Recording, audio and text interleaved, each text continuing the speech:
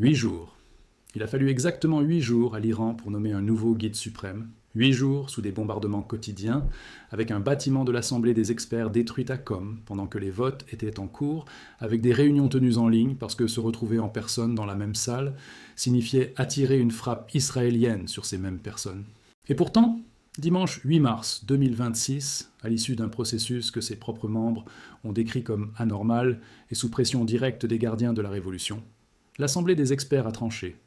Mojtaba Khamenei, 56 ans, fils du chef assassiné, devient le troisième guide suprême de la République islamique depuis sa fondation en 1979 et le premier à accéder à ce poste par succession dynastique dans l'histoire de la Révolution. Le lendemain matin, le baril de Brent dépasse 110 $, un niveau qu'il n'avait plus atteint depuis juillet 2022. Le Dow Jones perd près de 700 points à l'ouverture, le Nasdaq cède un peu plus d'1%, et les marchés asiatiques s'effondrent à nouveau. Pas parce qu'un chef a été nommé, mais parce que ce choix précis, cet homme précis, dans ce contexte précis, garantit que la guerre ne finira pas de sitôt et que le détroit d'Ormuz restera une zone de friction pour des mois, peut-être des années. Ce que je vais vous montrer dans les prochaines minutes, ce ne sont pas des opinions ni des prédictions, ce sont des mécanismes. Des mécanismes que l'histoire a documentés 3 fois déjà, avec une précision qui aurait dû nous alerter bien avant aujourd'hui. Des mécanismes qui, en ce moment même, se mettent en place pour la 4e fois. Les données complètes sur ces dynamiques, avec les positions institutionnelles et l'impact énergétique heure par heure, sont documentées dans la recherche financière, dont le lien se trouve dans la description. Commençons par la chronologie exacte, parce que comprendre l'ordre des événements change tout. Le 28 février 2026, des frappes conjointes américano-israéliennes frappent Téhéran dans les premières heures du matin, heure locale. L'ayatollah Ali Khamenei, guide suprême depuis 1989, 37 ans à la tête d'un système qui concentre tous les pouvoirs, est tué dans son bureau par une frappe de précision, selon les forces de défense israéliennes qui confirment l'opération. Le même jour, des dizaines de hauts responsables militaires et politiques iraniens périssent dans les frappes initiales, décapitant simultanément la structure de commandement. Mais voici ce que la plupart des analyses manquent, et c'est précisément là que réside la différence entre comprendre la surface et comprendre la structure du problème. Ce n'est pas la mort d'un homme qui déstabilise les marchés sur la durée, ce n'est pas la destruction d'infrastructures militaires qui crée une crise économique prolongée. C'est le vide de pouvoir qui suit, l'impossibilité de consolider une autorité légitime face à des interférences externes permanentes, le blocage du processus de succession lui-même. Et ce vide, l'Iran vient de tenter de le combler d'une manière qui, selon tous les précédents historiques disponibles, va alimenter la crise plutôt que la résoudre. La documentation complète de cette chronologie, les frappes successives, les positions institutionnelles des acteurs impliqués, les données énergétiques heure par heure depuis le début du conflit, se trouvent dans la recherche financière, dont le lien est dans la description.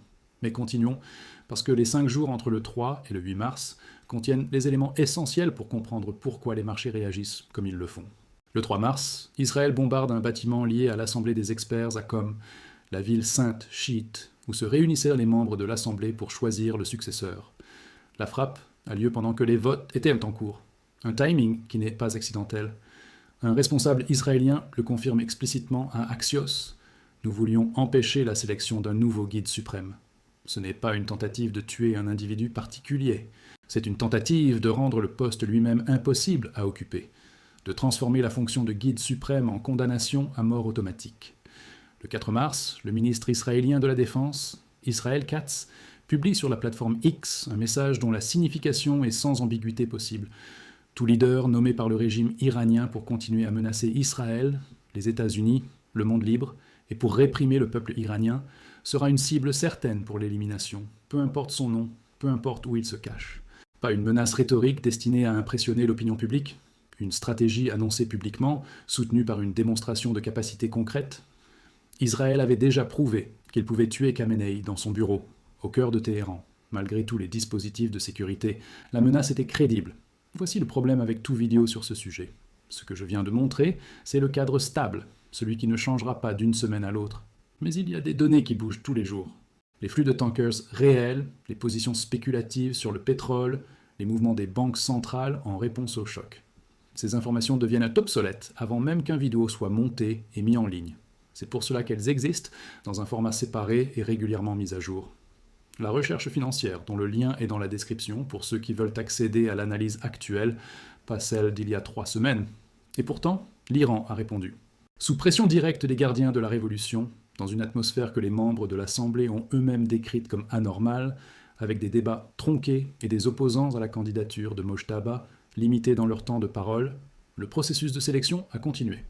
Première session en ligne le 3 mars, contestée par plusieurs membres, annulée, recommencée. Deuxième session le 5 mars, encore des objections formelles.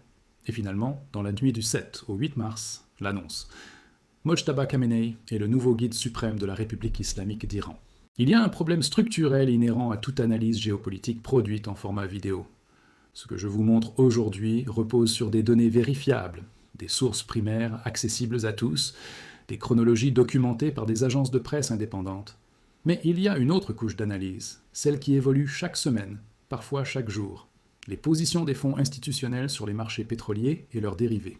Les flux de capitaux qui migrent vers les valeurs refuges en temps réel, vers l'or, vers le franc suisse, vers les obligations souveraines jugées sûres. L'impact calculé de la fermeture effective du détroit d'Ormuz sur chaque économie importatrice, de la Corée du Sud au Japon, de l'Inde à l'Allemagne. Ces données nécessitent un format qui peut être mis à jour quand les chiffres évoluent, pas un format vidéo qui reste en ligne pendant des mois. C'est précisément pour cela que la recherche financière existe. Le lien est dans la description pour ceux qui veulent accéder à l'analyse complète et régulièrement actualisée. Mais maintenant, regardons ce que les marchés ont immédiatement compris et pourquoi cette réaction est rationnelle, pas émotionnelle. Le baril de Brent avait déjà progressé d'environ 20% depuis le début du conflit le 28 février. Après l'annonce du nouveau guide suprême et les frappes israéliennes sur les dépôts pétroliers iraniens réalisées le week-end du 7 et 8 mars, le Brent dépasse $110. Brent crude, selon les données du marché à terme en début de séance asiatique lundi 9 mars. Bahreïn a déclaré la force majeure sur son approvisionnement énergétique, sa compagnie nationale de pétrole, admettant officiellement l'impossibilité de respecter ses engagements de livraison. Ce n'est pas un signal d'alarme, c'est un signal d'effondrement en cours, documenté, officiel. Pour comprendre pourquoi la nomination de Mojtaba Khamenei n'apporte pas la stabilisation que certains espéraient, il faut identifier les 3 mécanismes qui sont tous actifs simultanément en ce moment et qui se renforcent mutuellement. Premier mécanisme, la légitimité contestée. Mojtaba Khamenei est le premier successeur héréditaire de toute l'histoire de la République islamique, et cette réalité crée une fracture profonde dans un système qui a construit sa légitimité sur le rejet de la succession dynastique des Shahs. La révolution de 1979 s'est construite précisément contre cette idée, l'idée qu'un fils hérite du pouvoir de son père simplement par le sang, plutôt que par ses qualifications religieuses et son soutien populaire. Une partie significative du clergé iranien, y compris des membres de l'Assemblée des experts qui ont participé au processus de sélection, a des objections profondes et théologiquement fondées à ce choix. Des chants de protestation contre Mojtaba ont été rapportés dans certains quartiers de Téhéran le jour même de son annonce. Sa légitimité repose sur les gardiens de la révolution et leur structure de coercition, pas sur un consensus religieux organique. Ce n'est pas une base stable pour gouverner en temps de crise. C'est une base qui se fissure sous pression, précisément quand la pression est maximale. Deuxième mécanisme, la menace externe persistante qui rend toute gouvernance normale impossible. Israël n'a pas retiré sa menace après l'annonce de la nomination. Le 8 mars, les forces de défense israéliennes ont publié un communiqué en persan disant explicitement que la main d'Israël continuerait de poursuivre tout successeur et qu'elle ne s'abstiendrait pas de cibler ceux qui avaient participé au processus de sélection. Trump, de son côté, a déclaré à ABC News que Mojtaba devrait obtenir son approbation pour durer, ajoutant qu'un leader nommé sans cette approbation ne durera pas longtemps. Dans ce contexte, Mojtaba Khamenei ne peut tout simplement pas négocier. Parce que négocier avec les puissances qui ont tué son père et menacé sa propre vie serait interprété comme une capitulation par les gardiens de la révolution, dont il dépend pour sa survie physique et politique. Il est structurellement enfermé dans une posture de confrontation totale, non par idéologie seule, mais par logique de survie institutionnelle. Troisième mécanisme, la paralysie énergétique qui se transmet mécaniquement à l'économie mondiale. Le détroit d'Ormuz reste fermé aux pétroliers commerciaux, l'Iran ayant prévenu que tout navire tentant le passage risquait d'être ciblé. Environ 20% de l'approvisionnement mondial en pétrole et en gaz naturel liquéfié transite par ce point de passage de 60 km de large au minimum. Une fermeture prolongée, même partielle, suffit à maintenir des prix qui détruisent quand même la croissance mondiale dans toutes les économies importatrices. À $110 le baril, l'inflation repart dans tous les pays qui importent leur énergie, c'est-à-dire la quasi-totalité des économies développées d'Europe et d'Asie. Les banques centrales se retrouvent face à un choix structurellement douloureux dans les deux directions. Monter les taux pour combattre l'inflation et provoquer une récession économique, ou maintenir des taux accommodants, et laisser l'inflation éroder le pouvoir d'achat des ménages et la compétitivité des entreprises. Il n'existe pas de bonne réponse monétaire à un choc pétrolier structurel. L'analyse complète de ces trois mécanismes, avec les données de marché actualisées semaine par semaine, est dans la recherche financière. La description. Maintenant, regardons l'histoire, parce que ces mécanismes ne sont pas nouveaux. Ces mécanismes, l'histoire les a documentés 3 fois en moins de 30 ans. 3 pays différents, 3 contextes différents, mais le même schéma d'une précision troublante. Et comprendre ce schéma, c'est comprendre pourquoi les marchés ne se calment pas simplement parce qu'un nouveau chef a été nommé. Premier exemple, l'Irak après 2003. Le 19 mars 2003, les États-Unis envahissent l'Irak. Le 9 avril, Bagdad tombe. Saddam Hussein est renversé. Vide de pouvoir immédiat dans le 4e pays producteur de pétrole au monde. Ce qui suit n'est pas la stabilisation promise par les concepteurs de l'intervention. Ce qui suit est 8 années de chaos structurel. Pourquoi ? Parce que chaque coalition, chaque gouvernement de transition, chaque candidat à une position d'autorité devient immédiatement une cible pour l'une ou l'autre des factions armées qui luttent pour le pouvoir. Les sunnites ciblent les leaders chiites. Les milices chiites ciblent les représentants de l'ancienne élite. Al-Qaïda cible tout le monde. Les proxys iraniens interfèrent. Les proxys saoudiens interfèrent. Aucun leader ne peut consolider une autorité suffisante pour gouverner. Aucun gouvernement ne peut fonctionner normalement. La production pétrolière irakienne s'effondre de 2 600 000 barils par jour avant l'invasion à moins d'1 300 000.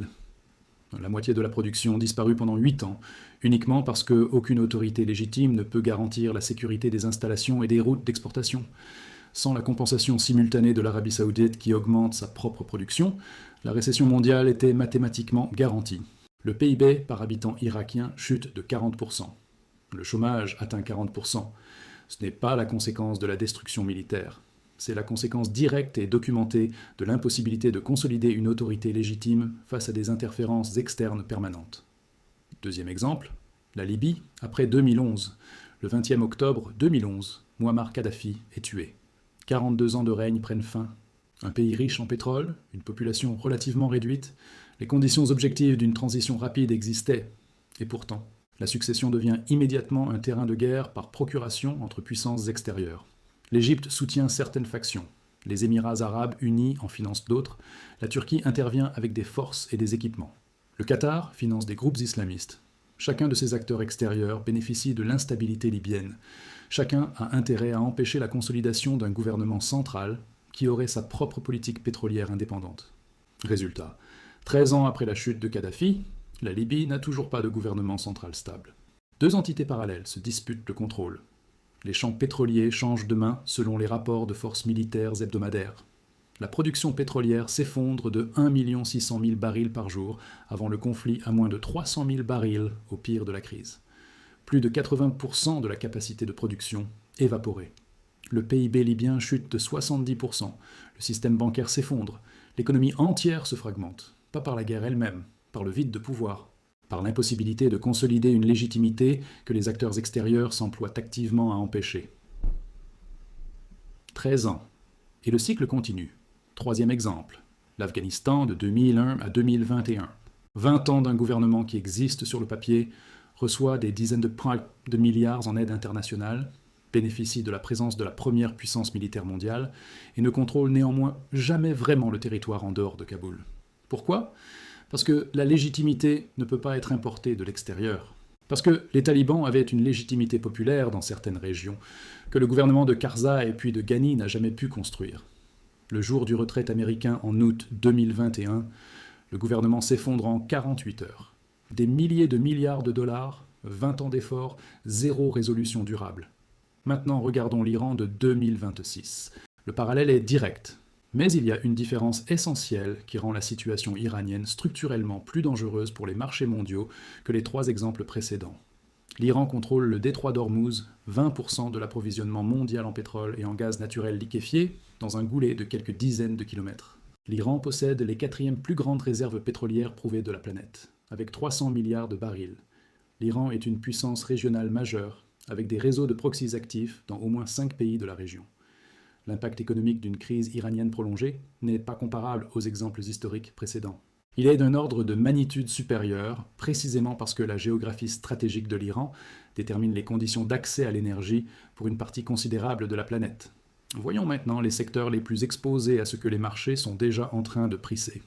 Les compagnies aériennes sont parmi les plus vulnérables, parce que le carburéacteur représente entre 20 et 30% de leurs coûts opérationnels en temps normal, et que cette proportion augmente mécaniquement à mesure que le Brent s'éloigne de $70.